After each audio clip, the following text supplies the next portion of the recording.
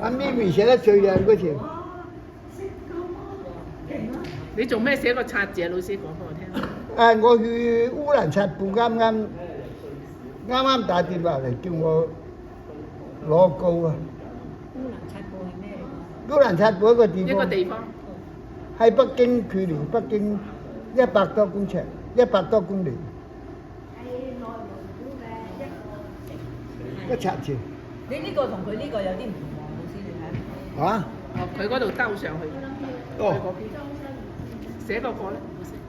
我呢個咧就係正統嘅冊，呢個唔得正統。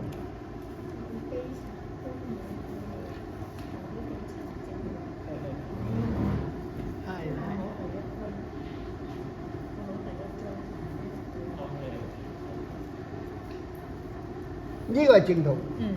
呢個咧就唔正統嘅。呢個咧就普通嚟寫。普通寫。都得嘅。都得。好。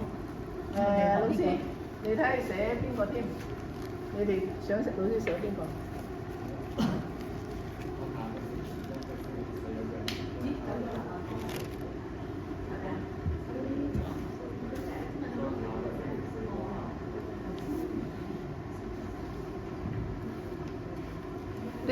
你寫唔寫翻李白落？